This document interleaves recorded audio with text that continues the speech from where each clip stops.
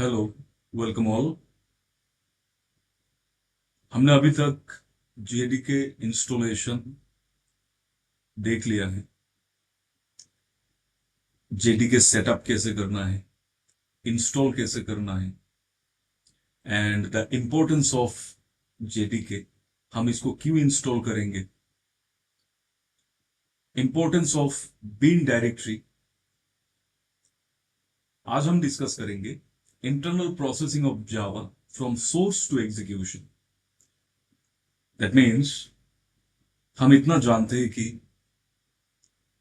Programming language को हम जब यूज करके प्रोग्राम बनाते हैं, सो इंटरमीडिएट कुछ ऑपरेशन होता है, देन फाइनली हमारा प्रोग्राम एग्जीक्यूटेबल फॉर्म में कन्वर्ट होता है, देन सीपीयू उसको एग्जीक्यूट करता है। आज हम उसी चीज को डिस्कस करेंगे कि अगर हमने एक जावा प्रोग्राम बनाया एग्जीक्यूशन तक, what are the internal steps, क्या होता है internally. So let's start. So let's consider we have designed a Java code. हमने एक जावा कोड डिजाइन किया है या फिर एक प्रोग्राम डिजाइन किया हमने related to any kind of problem. हमने एक प्रोग्राम बनाया, इट कंटेन सम इंस्ट्रक्शन। इसको हम क्या कहेंगे, इसको कहेंगे हम सोर्स कोड। इसको सोर्स कोड कहेंगे या फिर हाई लेवल लैंग्वेज भी कहते हैं या फिर यूजर अंडरस्टैंडेबल फॉर्म भी कहते हैं। ओके, यूजर अंडरस्टैंडेबल फॉर्म अलग अलग नाम से आइडेंटिफाई करते हैं। मतलब ये जो प्रोग्राम मैंने बनाया, इस प्रोग्राम में जो कुछ भी मैंने लिखा है that is by using Java language. और ये जो मैंने लिखा है यहाँ पे, सीपीयू को इसके बारे में कुछ समझ में नहीं आएगा, because you know that CPU can only understand machine code और लो लेवल फॉर्म। तो हमने जो ये प्रोग्राम बनाया है ये बेसिकली हाई लेवल में है, इसको हम समझ सकते हैं, मशीन नहीं समझ सकता।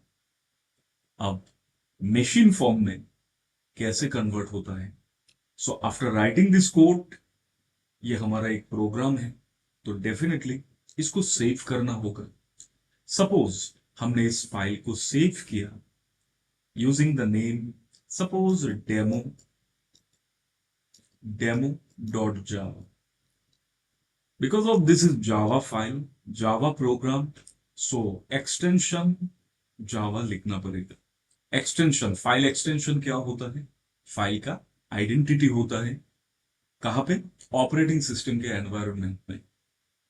Okay, so that means our operating system identified any types of file using the extension of that file. So this is the identity. It's a Java file. So what is the next step?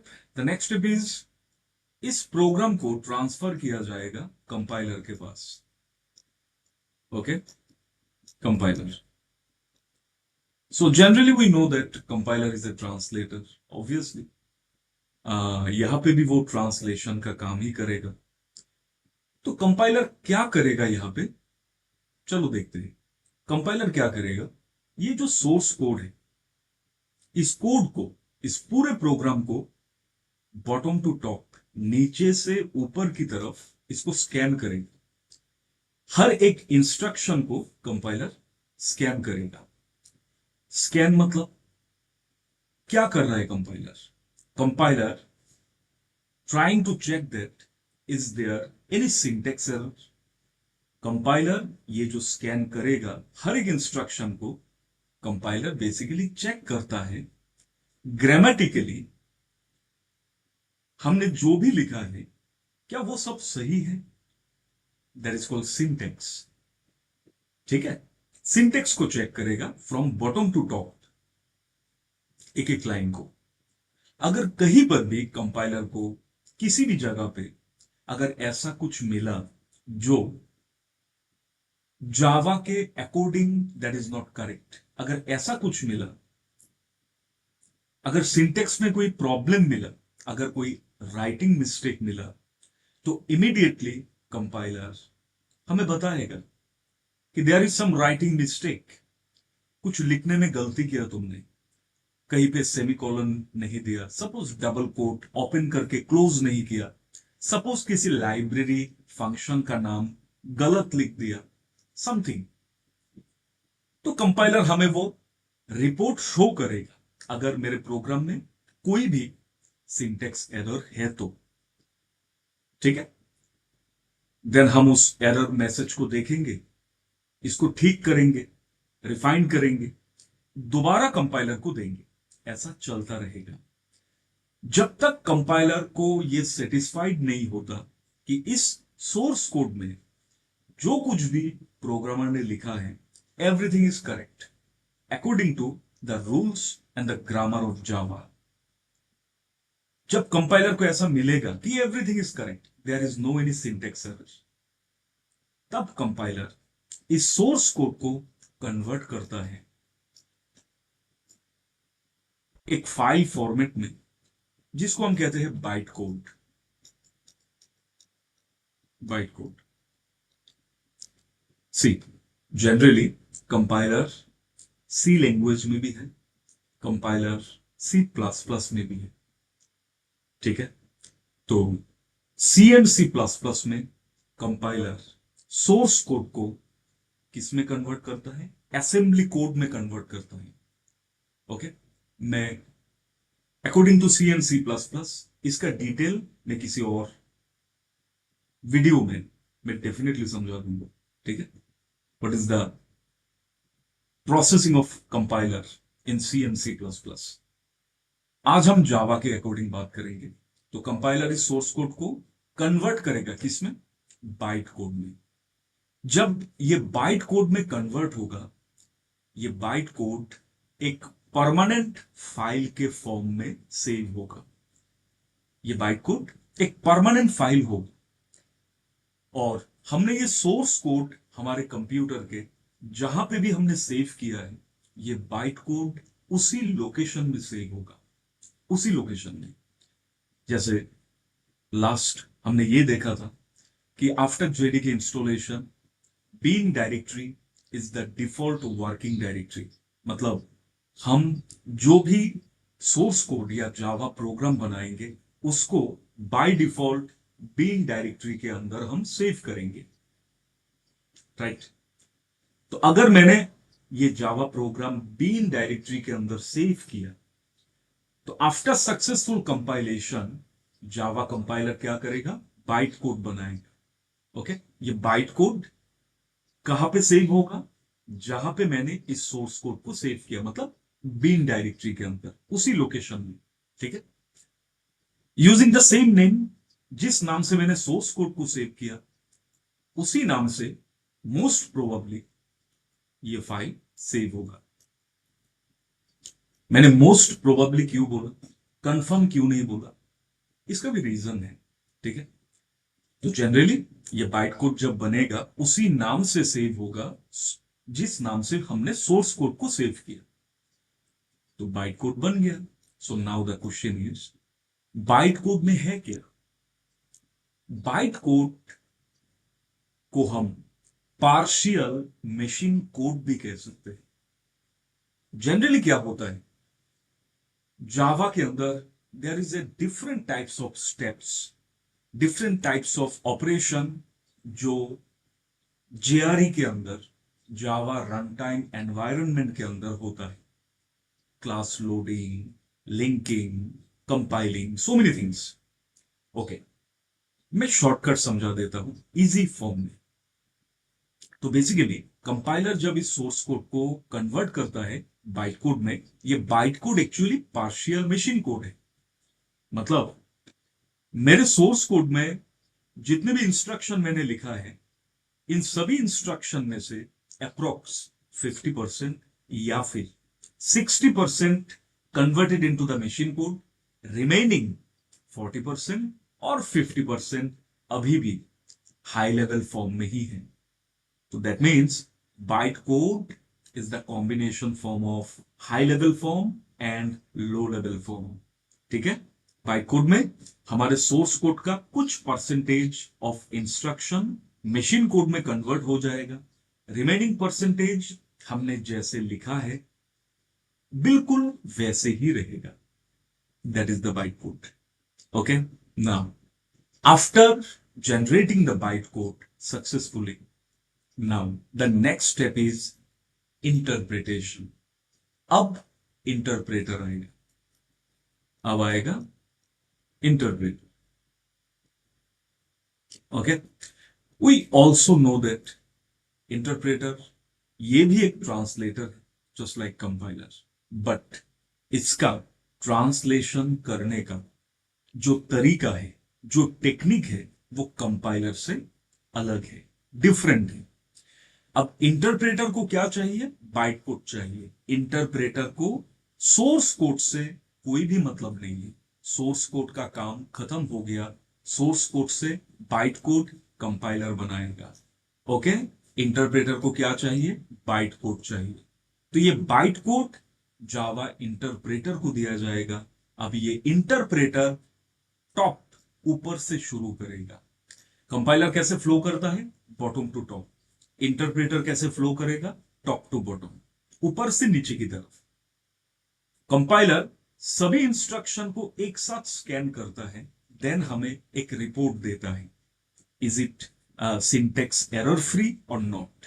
लेकिन interpreter एक एक line को consider करेगा। Interpreter सबसे पहले first line को consider करेगा। वो देखेगा क्या ये लाइन ऑलरेडी मशीन कोड में है, because we know that byte code में क्या रहता है? सोर्स कोड का कुछ इंस्ट्रक्शन मशीन कोड में, कुछ इंस्ट्रक्शन जैसे हमने लिखा बिल्कुल वैसे ही यहां पे रहता है। तो इंटरप्रेटर देखेगा पहले लाइन को, is it already in machine code? अगर ऑलरेडी मशीन कोड में है तो इंटरप्रेटर इस लाइन को ट्रांसफर करेगा लोडर के पास। लोडर के पास ट्रांसफर करेगा। लोडर इस इंस्ट्रक्शन के लिए रैम से मेमोरी एलोकेशन करेगा। रैम से क्या होगा? मेमोरी एलोकेशन होगा, बिकॉज सीपीयू में कोई भी प्रोसेस, कोई भी इंस्ट्रक्शन डायरेक्ट नहीं जाता। एग्जीक्यूटेबल जो भी प्रोसेस है, जो भी इंस्ट्रक्शन है, before transfer to the CPU, सबसे पहले वो कहां पे रहता है? रैम मेमोरी में। That's why RAM is called primary memory, right? Okay, so interpreter first line को कंसीडर किया, उसने चेक किया एंड उसको क्या मिला? This is already in machine code. Suppose example, already in machine code. अब इसको ट्रांसफर करेगा लोडर के पास। लोडर इस इंस्ट्रक्शन को लोड करेगा रैम में। अब रैम से ऑपरेटिंग सिस्टम इस इंस्ट्रक्शन को, मींस इस प्रोसेस को शेड्यूल करेगा सीपीयू में। देन सीपीयू इस इंस्ट्रक्शन को एग्जीक्यूट करेगा। ठीक है, एग्जीक्यूट करेगा, then we will get something, output कुछ तो होगा। एंड जैसे ही ये लाइन एग्जीक्यूट हो जाएगा, then immediately it's just like loop. यहां पे इटरेशन होता है।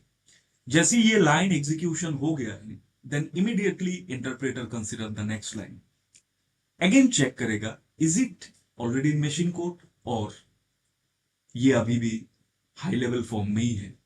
वो चेक करेगा। अगर उसने देखा कि ये इंस्ट्रक्शन अभी भी हाई लेवल फॉर्म में है, तब इसको मशीन कोड में कन्वर्ट करेगा, देन उसको लोडर के पास देगा, RAM, CPU. After execution interpreter consider the next line, just like this. ऐसा चलता रहेगा till the end of the programme.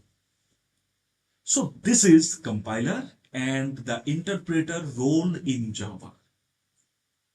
अब यहां पे एक सवाल आता है कि इंटरप्रेटर का कॉन्सेप्ट क्यों लाया गया जावा में? रिमेंबर दैट जावा को डिजाइन क्यों किया गया? एक स्पेशल फीचर के लिए। वो फीचर क्या है? वो रिक्वायरमेंट क्या था? इस प्रोग्राम को एक बार ट्रांसलेट करने के बाद क्योंकि ये डिजाइन हुआ था इलेक्ट्रॉनिक डिवाइस के लिए ना, तो हर इलेक्ट्रॉनिक डिवाइस में मैं ट्रांसलेटर, लिंकर, लोडर ये सब तो नहीं दे सकता ना, राइट। इलेक्ट्रॉनिक डिवाइसेस के अंदर माइक्रो कंट्रोलर होगा, माइक्रो प्रोसेसर तो नहीं दे सकता, इट्स वो थोड़ा कॉन्फ़िगरेशन हाई हो जाएगा। तो लाइट वेट कॉन्फ़िगरेशन होता है इलेक्ट्रॉनिक डिवाइसेस के अंदर, एम्बेडेड सिस्टम के अंदर। तो इसका रिक्वायरमेंट क्या है कि एक ऐसा प्रोग्रामिंग लैंग्वेज चाहिए जिसको एक बार ट्रांसलेट करने के बाद लाइफ टाइम उसको दोबारा ट्रांसलेट ना करना पड़े। That was the requirement, right. So this is actually called write once run anywhere. Okay, write once run anywhere, this was the slogan, write once run anywhere. ये slogan है Java language का। तो इस write once run anywhere feature को implement करने के लिए Java programming language में दो दो ट्रांसलेटर को यूज करना पड़ा।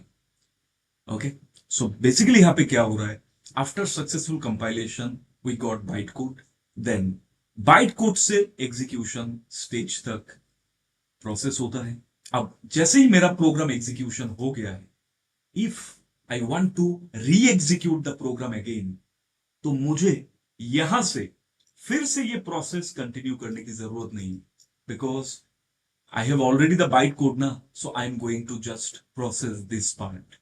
मुझे जितनी बार भी इस प्रोग्राम को एग्जीक्यूट करना पड़ेगा, उतनी बार मुझे कंपाइलेशन से शुरू करने की जरूरत नहीं है, बिकॉज मेरा तो बाइट कोड बन गया ना प्रोग्राम का, तो मैं यहां से एग्जीक्यूशन को कंटिन्यू करूंगा।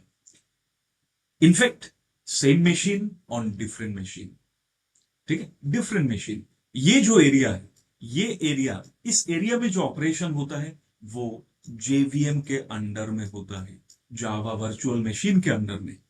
तो मीन्स ये है कि अगर मैंने मेरे कंप्यूटर में एक जावा प्रोग्राम बनाया, उसको सक्सेसफुली कंपाइल किया, मैंने बाइट कोड अगर बना लिया, देन मैं इस बाइट कोड को किसी भी डिवाइस में, किसी भी डिवाइस में, वो कंप्यूटर हो सकता है, कोई भी इलेक्ट्रॉनिक डिवाइस हो सकता है, अगर उसमें जेवीएम है, जेवीएम एंड माइक्रो कंट्रोलर अगर है, देन मेरा ये प्रोग्राम किसी भी इलेक्ट्रॉनिक डिवाइस में एग्जीक्यूट हो जाएगा, right. We just only need the byte code, हमें ये सब नहीं करना है हर बार, राइट। अगर किसी भी डिवाइस में बस जेवीएम है एंड एक माइक्रो कंट्रोलर है, तो मेरा ये बाइट कोड मींस मेरा ये प्रोग्राम उस डिवाइस में एग्जीक्यूट हो जाएगा। राइट वंस रन एनीवेयर, एक बार लिखो, जितनी बार चाहे एग्जीक्यूट करो, दोबारा कंपाइल करने की जरूरत नहीं है। लेकिन हां, इसमें एक कंडीशन है, अगर सोर्स कोड में तुम्हें कुछ चेंजेस करना है, if you want to change something on the source code, then definitely you have to recompile your code again, because अगर source code में change किया लेकिन compile नहीं किया, तो जो बाइट कोड मेरे पास है वो तो पुराने सोर्स कोड का बाइट कोड है ना, ठीक है ना। तो अगर मैंने सोर्स कोड में कुछ चेंज किया फर्दर, तो मुझे कंपाइल डेफिनेटली करना पड़ेगा, because I have to create the new byte code of my current source code, नहीं तो पुराना वाला बाइट कोड ही प्रोसेस होता रहेगा, right. That's it. So that is the internal processing of Java, simple जितना हो सकता है, I just try to explain. So hope that समझ में आया। सो thank you so much. Okay, and bye.